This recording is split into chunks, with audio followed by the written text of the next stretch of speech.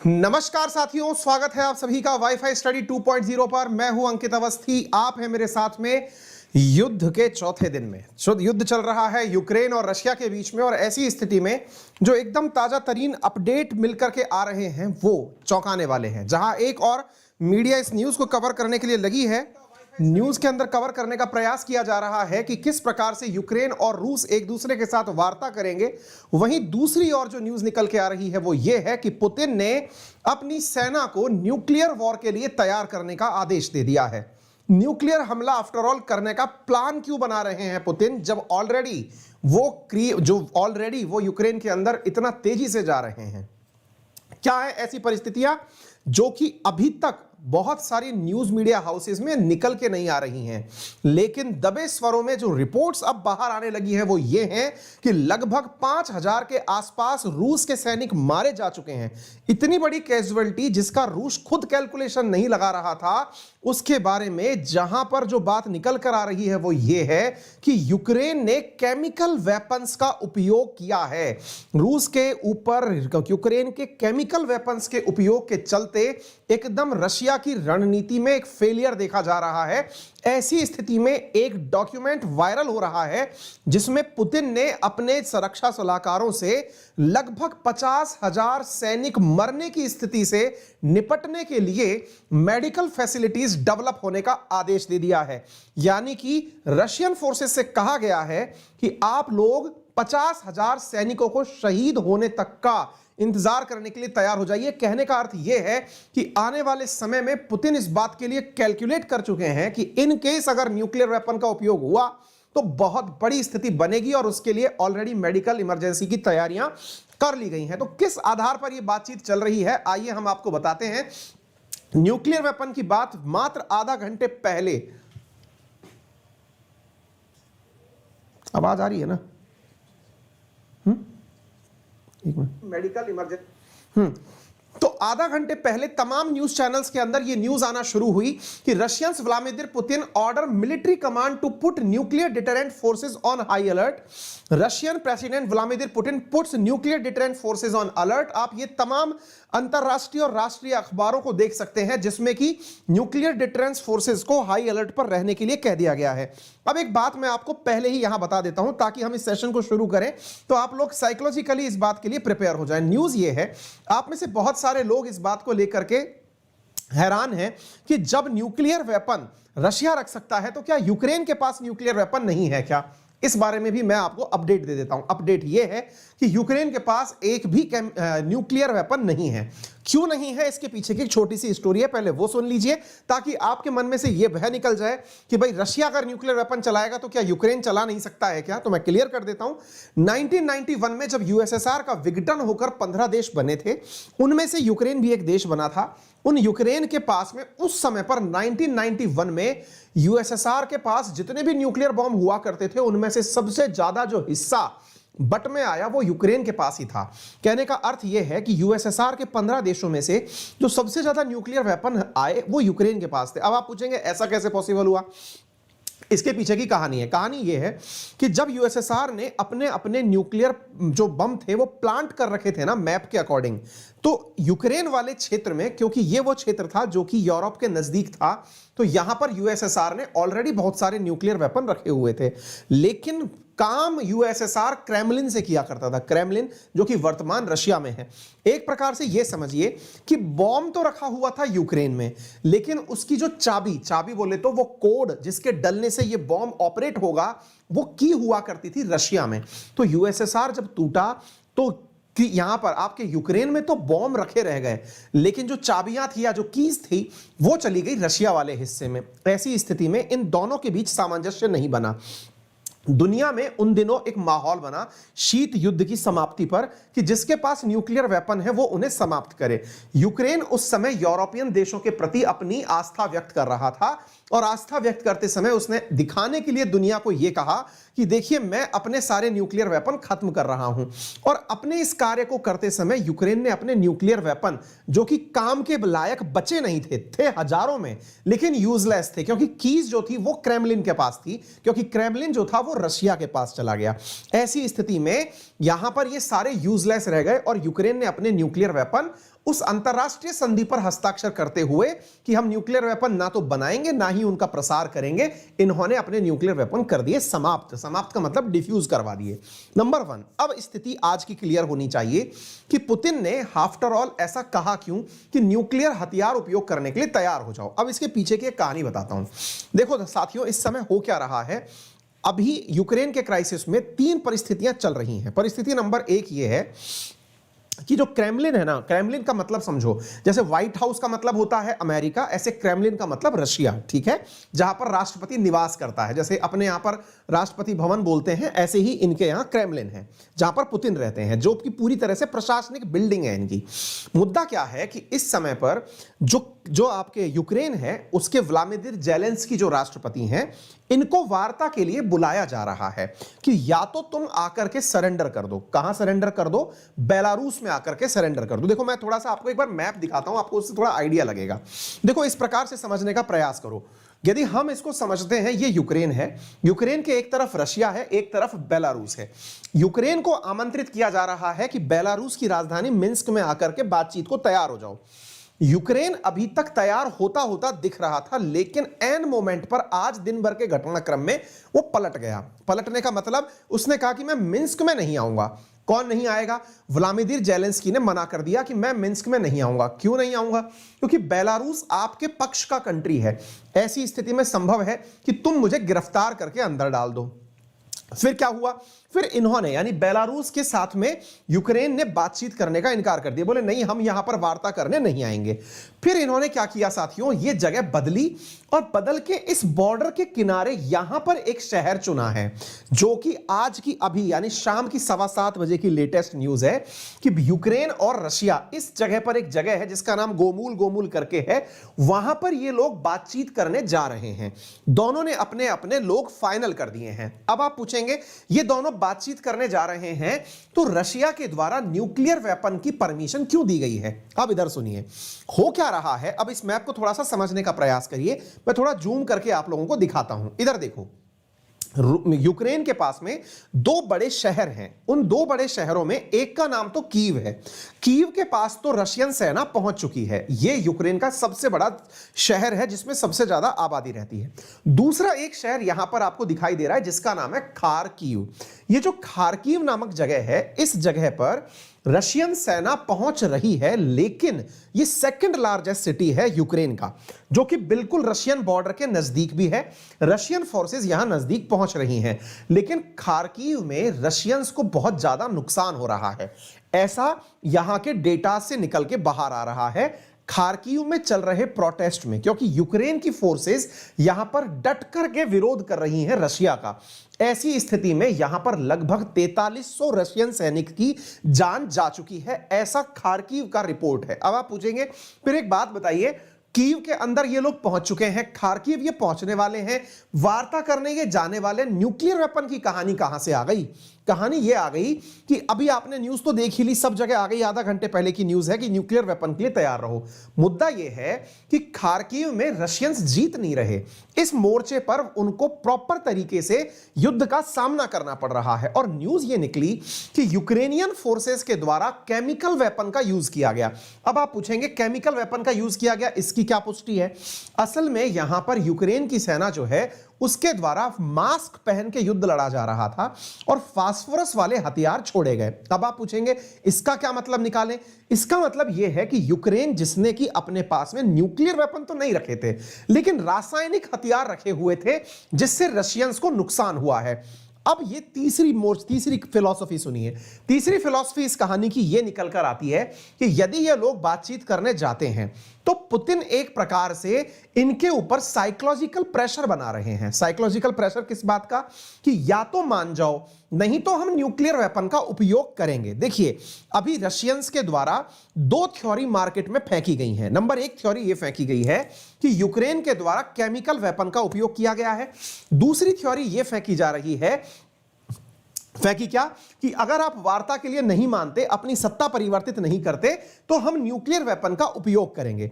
यानी तुम्हारे पास chemical weapon है, इसलिए हम न्यूक्लियर वेपन यूज करने वाले हैं। अब आपके दिमाग में एक सवाल बनेगा कि सर एक बात बताइए, यूक्रेन बातचीत करने के लिए जा रहा है, रशिया आफ्टर ऑल चाहता क्या है? रशिया चाहता है कि यूक्रेन की सत्ता जो है वो बदल जाए, पलट जाए और यहां पर सेना का शासन आ जाए, सेना का शासन आ जाए या सेना समर्थित शासन आ जाए। अब एक और चीज चल रही है, रशिया ने अब तक यह सोचा था और हम लोग भी ये मानकर चल रहे थे, क्योंकि परसों की बात, परसों ही ये समझ में आने लग गया था कि जेलेंस्की ने कह दिया था कि मैं बातचीत को तैयार हो रहा हूं, लेकिन वो फिर पलट गया।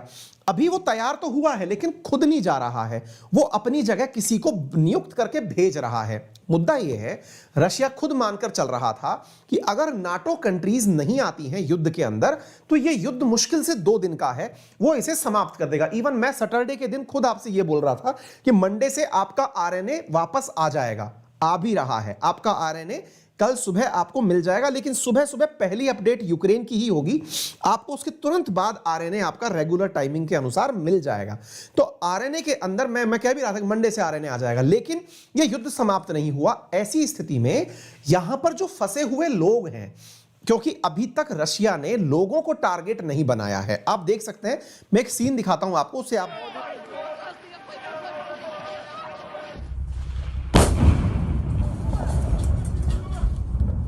Фрайкор цело!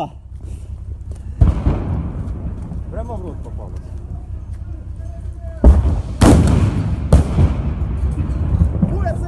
Все цело! Целое, блядь, целое, вот, держи, целое!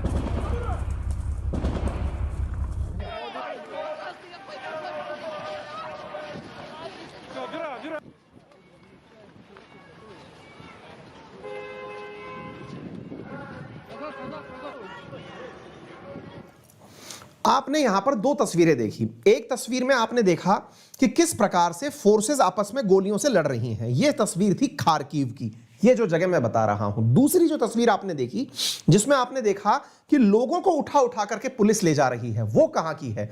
वो यूक्रेन की ही है। लोग अब बाहर निकल के रशिया का प्रोटेस्ट करना शुरू कर दिए हैं। लॉजिकली समझिए, जब रशियंस की यहां एंट्री हुई तब लोग अंडरग्राउंड में जाकर छुप गए थे, अपने साथ 2 दिन का भोजन भी लेकर चले गए थे कि 2 दिन में मामला सेट हो जाएगा। लेकिन यहां चल रहे प्रोटेस्ट के चलते अब ये लोग मरने के लिए, क्योंकि भूख से मरने से अच्छा है कि ये लोग बाहर आके मरे, ऐसी स्थिति में यूक्रेन की जनता बाहर निकल के प्रोटेस्ट करना शुरू कर रही है। एक बात जान लीजिएगा, रशिया यूक्रेन के ऊपर हमला कर रहा है, लेकिन टारगेट केवल सैनिकों को कर रहा है और उनको प्रवोक कर रहा है कि तुम अपनी सत्ता बदल दो, अदरवाइज सब सेट हो जाएगा। अब यही मुद्दा जो है ना, जनता अगर बाहर आ गई, ये डर इनको सता रहा है, इसलिए एक साइकोलॉजिकल प्रेशर रशिया क्रिएट कर रहा है इस वार्ता के लिए। किसके ऊपर? यूक्रेन के ऊपर। कह रहा है कि आप जब गोमेल में बातचीत करने आए तो हमसे मानने के लिए तैयार हो जाइए, अदरवाइज हमने न्यूक्लियर वेपन का आदेश दे दिया है। कुल जमा बात यह है कि इन सारी परिस्थितियों में रशिया के अंदर प्रोटेस्ट तो ऑलरेडी शुरू थे, जो विरोध कर रहे थे कि यूक्रेन पर हमला मत करो। यूक्रेन की जनता अभी तक प्रोटेस्ट के लिए बाहर नहीं निकली थी, अब ये प्रोटेस्ट निकलना शुरू हो चुके हैं। 3000 के आसपास लोगों को, प्रोटेस्ट करने वालों को अंदर भेज दिया गया है। यह अपडेटेड है और आप देख लीजिएगा, यह मैंने आपको पहले भी बताया था कि पुतिन ने यूक्रेन की आर्मी से कहा था कि आप अपने यहां की जो सरकार है उसे बदल दो और आप युद्ध को समाप्त कर दो, क्योंकि पुतिन ने पहले से ही अनाउंस किया हुआ है सेना के लिए कि यदि उन्होंने सत्ता परिवर्तित कर दी तो मामला सॉर्ट आउट हो जाएगा। साथियों, आप यहां पर कुछ और न्यूज देख सकते हैं। यह कल की न्यूज है जिसमें कि रशिया के द्वारा जो लॉसेस हुए हैं उनको रिपोर्ट किया गया है। लॉसेस एक बार के लिए आप देखिए, यहां पर यह अखबार है द कीव इंडिपेंडेंट, जो कि यूक्रेन की राजधानी है, वहां से छपने वाला एक अखबार है। उसने अपने द्वारा जानकारी साझा की है कि 4300 के आसपास रूसी सैनिक मारे जा चुके हैं। रशिया का लॉस 27 तारीख के दिन दोपहर 12 बजे तक कितना हो चुका है आप देखिए। 27 प्लेन गिराए जा चुके हैं, 26 हेलीकॉप्टर, 146 टैंक, 49 आर्टिलरी पीसेस, 709। आप इस असले को एक बार देखकर अंदाजा लगा सकते हैं कि रशिया का हैवी लॉस खार्किव में हुआ है। यह लॉस इतना ज्यादा है कि इससे रशिया खुद चिंतित हो गया, क्योंकि चिंतित होने के पीछे एक बहुत बड़ी बात थी। रशिया ने ये एक्सपेक्ट ही नहीं किया था कि मेरे इतने सैनिक मरेंगे, क्योंकि यहां पर कोई भी टू फ्रंट कन्फ्रंटेशन हो ही नहीं रहा था। कीव के अंदर सेना जो है वो बहुत आसानी से उनको अंदर आने दे दी। मुसीबत जैसे ये पता चली, तुरंत पुतिन ने अपने यहां पर, आप इस न्यूज को देख सकते हैं, ये न्यूज आपके हिंदुस्तान टाइम्स की खबर है, आप इसे पढ़िए। पुतिन ने कहा है, Putin will let his man die, यानी उसके लोग, यानी उसके सैनिक मरे, इसके लिए वो तैयार हो चुका है। Russia preparing for medical emergency, यानी कि ये लोग तैयार हो चुके हैं मानसिक रूप से कि मेडिकल इमरजेंसी आने वाली है। इधर देखिए, रशिया हेल्थ मिनिस्ट्री का एक डॉक्यूमेंट है कि रशिया ने किस प्रकार से प्रिपरेशन कर ली है इस बारे में कि कोई भी हेल्थ इमरजेंसी आई तो कैसे निपटेंगे। इधर देखिए, अभी आपका सेशन बनाने से पहले 40 मिनट पहले की न्यूज है कि यूक्रेन में 50,000 सैनिक खोने को तैयार हो चुका है पुतिन। रूस ने मेडिकल इमरजेंसी की तैयारी कर ली है। इसका सीधा सा मतलब है, आइदर उस तरफ से, यूक्रेन की तरफ से केमिकल वेपन्स का उपयोग बढ़ने वाला है, और दूसरा इधर से न्यूक्लियर वेपन का उपयोग बढ़ने वाला है। और मैं आपको फिर से याद दिला दूं, आपने ये जो न्यूज हेडलाइन सुनी है, वो हेडलाइन भी यही थी जिसमें मैंने आपसे ये कहा था कि व्लादिमीर पुतिन ने ऑर्डर किया है मिलिट्री कमांड को to put nuclear deterrent forces on high alert. अब दो स्थितियां आपके दिमाग में है कि एक तरफ तो ये लोग बातचीत करने जा रहे हैं और दूसरी तरफ ये मेडिकल इमरजेंसी की बात कर रहे हैं। है क्या अल्टीमेटली मतलब? देखिए, अल्टीमेटली इतना ही मतलब है कि यूक्रेन पर इतना साइकोलॉजिकल प्रेशर क्रिएट कर दिया जाए, क्योंकि युद्ध तो खत्म करना पड़ेगा। अगर खत्म नहीं कर पाए तो मुसीबत यह है कि जनता प्रोटेस्ट में खड़ी हो जाएगी और पुतिन को फिर पीछे हटना पड़ेगा। देखिए, लोग जब सत्ता के विरोध में खड़े हो जाते हैं तो फिर सारे युद्ध खत्म हो जाते हैं। अभी सेनाएं युद्ध लड़ रही हैं। हो यह रहा है कि यूक्रेन के अंदर प्रेशर टैक्टिक्स अपनाई जा रही हैं। पुतिन के द्वारा वार्ता के समय साइकोलॉजिकल प्रेशर क्रिएट किया जा रहा है कि यदि आप नहीं माने तो न्यूक्लियर वेपन तैयार कर लूंगा, मैंने 50,000 लोग खोने के लिए दे दिए हैं, मारे जाए तो कोई दिक्कत नहीं है, सेना को आदेश दे दिया है, ताकि एक साइकोलॉजिकल प्रेशर जेलेंस्की के ऊपर यह क्रिएट हो जाए कि जो आदमी धमकी देकर के हमला कर सकता है वो आगे चल के न्यूक्लियर वेपन का उपयोग करने में भी नहीं हिचकेगा, क्योंकि यूक्रेन के पास न्यूक्लियर वेपन नहीं है। आप इधर देख सकते हैं, इनकी हेल्थ मिनिस्ट्री ने डेटा के अंदर यह बात बोल दी है, यानी कि 50,000 सैनिक खोने की तैयारी इसने पहले से ही कर ली है। खोए तो भी कोई दिक्कत नहीं है। पुतिन ने कहा है कि मौतों का आंकड़ा बढ़ता है तो बढ़े, मुझे कोई फर्क इससे नहीं पड़ेगा। ये वो डॉक्यूमेंट है, हालांकि रशियन भाषा में लिखा है, ना तो मुझे समझ में आया ना आपको, लेकिन जिन्होंने, जो ब्लू टिक लगा हुआ हमको यहां पर एक वो दिख रहा है, ये एक वो है संवाददाता जिन्होंने अपने द्वारा, एक तो भाई सुनो, क्लास खत्म होने के बाद ना इस कैमरे का वो सही करना, पिक्चर से साफ नहीं आ रही अपनी, ठीक है। यहां पर एमा बुरोज जो है, इन्होंने जो है ना यहां पर देखिए ट्वीट करके ये बात कही है कि उन्होंने इस चीज की कॉपी देख ली है जिसके अंदर इस बारे में मेडिकल इमरजेंसी लाने की बात की गई है, ठीक है ना। हेल्थ मंत्रालय ने मेडिकल स्पेशलिस्ट की जानकारी मांगी है, जो लोग भी हैं वो तैयार हो जाएं, ऐसी जानकारी मांगी गई है। आप इधर देखिए, वहीं दूसरी ओर रशिया ने अपने द्वारा डेलीगेट्स तैनात कर दिए हैं बेलारूस भेजने के लिए। याद रखिए, वार्ता करने के लिए दोनों लोग तैयार हो रहे हैं। डर इस बात का है, मैंने एक लाइन यहां पर कोट करना चाहूंगा, वो मैंने एक ट्विटर हैंडल से उठाई थी और मैं उसको यूज करना भूल गया हूं, क्योंकि इतना स्पेस होता नहीं है कि उस चीज का उपयोग प्रॉपर तरीके से किया जा सके। उसमें असल में बोला क्या गया था, अरे भैया कहां गया वो कमेंट, है ना। उसके अंदर यह बोला गया था कि अगर आप आते हैं तो हथियार रख करके आए, हथियार लेकर के आने की जरूरत नहीं है ना। इसमें एक लाइन थी, weapons remains on ground during the meeting. ये लाइन बहुत कोटेड हो रही है, यानी कि इधर से बेलारूस और रशिया दोनों माफी चाहूंगा, रशिया और यूक्रेन दोनों इस लाइन को बोल रहे हैं कि वेपन्स रिमेन्स ऑन ग्राउंड, यानी कि आप हथियार लेकर के यहां नहीं पहुंचेंगे जब आप मीटिंग में आएंगे, ठीक है ना। तो मीटिंग के लिए ये लोग तैयार दोनों हो गए हैं। शुरुआत हुई थी जिसमें कि यह कहा था यूक्रेन कि मैं तैयार कर रहा हूं मीटिंग में जाने के लिए बेलारूस में, लेकिन मिन्स्क नहीं जाऊंगा, क्योंकि डर यह है कि हो सकता है हमारे लोगों को गिरफ्तार कर लिया जाए, या फिर अगर यह बातचीत करने गए तो इन्हें पकड़ लिया जाए। ऐसी स्थिति में रशिया का डेलीगेशन तो ऑलरेडी बेलारूस आ चुका है बातचीत करने के लिए। मुझे जितना मेरी समझ में आता है वो ये है कि यह न्यूक्लियर वेपन की धमकी देकर के इन्हें हस्ताक्षर कराने के लिए तैयार करना चाहता है, ताकि सरकार तुरंत तैयार हो जाए। कहां पर होने वाली है ये जगह? गोमिल करके जो जगह है। अब इस जगह को देखो, पहले तो बातचीत होने वाली थी मिन्स्क में। आज से पहले जब बातें हुई हैं, बेलारूस की राजधानी मिन्स्क में बातचीत हुई है। फिलहाल ये लोग बातचीत करने की जो बात कर रहे हैं वो बेलारूस और रशिया के बिल्कुल बॉर्डर के नजदीक गोमेल करके जगह है, खार्किव के नजदीक पड़ती है। इस जगह पर ये लोग बातचीत करने के लिए तैयार हो रहे हैं कि हम लोग चले आएंगे। हो सकता है आज रात को, जब अपन लोग रात कर रहे हो तब उनके यहां पर, क्योंकि ऑलरेडी अपने पश्चिम की तरफ ये लोग पड़ते हैं, है ना, तो अभी शाम का सा ही माहौल होगा। हो सकता है ये लोग बातचीत करने के लिए अभी चले जाएं यहां पर बात करने के लिए, ठीक है ना। ये सारी जानकारी आप देख सकते हैं।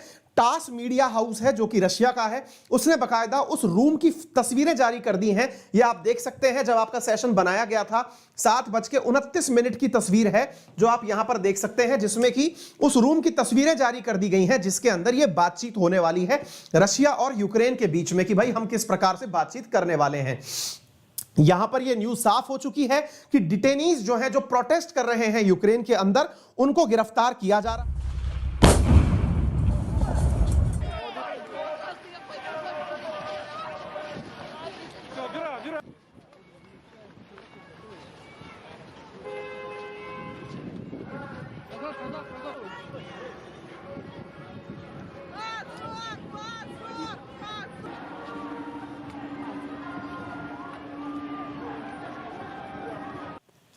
यहां पर आप देख सकते हैं कि इस प्रकार से जो क्राइम हो रहा है उनमें डिटेन किया जा रहा है लोगों को। आप इस प्रकार से लोगों को ले जाते हुए देख सकते हैं। यह है साथियों सारे अपडेट। जैसे भी इन लोगों के बीच में कोई वार्ता होती है, मैं आप लोगों को उनका अपडेट कल सुबह, मैंने एक सेशन सेट इस तरह से कर रखा है, दिन भर की न्यूज मैं शाम को आपको पकड़ा देता हूं और शाम भर की न्यूज यानी रात भर की न्यूज सुबह दिन निकलते ही सुबह 8 बजे आपको दे दूंगा। तो आप सुबह शाम के केवल 2 नमूने देख लीजिए, उससे पर्याप्त हो जाएगा। कल आपका RNA real news and analysis आ रहा है एज पर कमिटमेंट, लेकिन सुबह सुबह 8 बजे आपको यूक्रेन पर अपडेट मिलेगा और 8:30 बजे या 8:45 पर आपको रियल न्यूज एंड एनालिसिस, जो कि परीक्षा के पॉइंट ऑफ व्यू से बहुत ज्यादा उपयोगी है आपके लिए, वो इसी चैनल पर सुबह आ रहा है। अपना प्यार बनाए रखने के लिए, तमाम प्रकार से आपने मुझे मोटिवेट किया आरएनए के लिए, उसके लिए धन्यवाद। आप लोगों के प्यार की वजह से हमारा एक वीडियो अभी टॉप 8 में ट्रेंड कर रहा है, इसके लिए भी आपको बहुत सारी शुभकामनाएं। हमने जो कल रात को वीडियो बनाया था वो YouTube पर ओवरऑल इंडिया में नंबर 8 पर ट्रेंड कर रहा है, उसके लिए भी तहे दिल से धन्यवाद कि आपने हमें जो जिम्मेदारी सौंपी है कि आप तक एक वेल रिसर्च्ड कंटेंट पहुंचाया जाए, वो शायद हम करने में कामयाब रहे हैं। आपकी सलाह सर आंखों पर, आपका जो प्रेज है, जिसको आपने तमाम प्रकार से हमारे वीडियोस को शेयर करके, वीडियोस को लाइक करके पहुंचाया है, वो भी आपके साथ धन्यवाद। मेरा प्रयास ये है, मेरी लगातार कुछ ऐसे विद्यार्थियों से भी बात चल रही है जो यूक्रेन में फंसे हुए हैं, कुछ ऐसे विद्यार्थियों से भी संवाद चल रहा है, कुछ वीडियोस हैं। कल दिन में मैं कोशिश करूंगा कि एक ऐसा सेशन करूं जिसमें कि जो भारतीय विद्यार्थी फंसे हुए हैं उन विद्यार्थियों की बात आप तक पहुंचाई जाए, सरकार तक पहुंचाई जाए। इसके साथ साथ हम उन लोगों से भी बातचीत करेंगे जो यूक्रेन में फंसे हुए हैं। हमारे कुछ विद्यार्थी वहां से लौटकर आए हैं, कुछ विद्यार्थी के परिवार वाले हैं जो यूक्रेन से लौटकर इंडिया पहुंचे हैं, उनके माध्यम से भी मैं कोशिश करूंगा कि आप तक वहां की एकदम लाइव बातचीत सुनवाऊं। कोशिश रहेगी आप तक ये सारी चीजें पहुंचाने के लिए। अपना प्यार बनाए रखने के लिए तहे दिल से धन्यवाद। चैनल पर नए हैं तो सब्सक्राइब कर लें, वीडियो को जितना ज्यादा हो सके शेयर करें और लाइक करना बिल्कुल ना भूलें। मेरा रेफरल कोड है अंकित10, जिसका यूज करके आप अनअकैडमी पर 10% डिस्काउंट प्राप्त कर सकते हैं ऑल ऑन अनअकैडमी सब्सक्रिप्शंस। अपना ख्याल रखें, बड़ों का सम्मान करें, छोटों को प्यार दें, अपना व्यक्तित्व इस प्रकार से विकसित करें कि महिलाएं आपके साथ सुरक्षित महसूस करें। Thank you.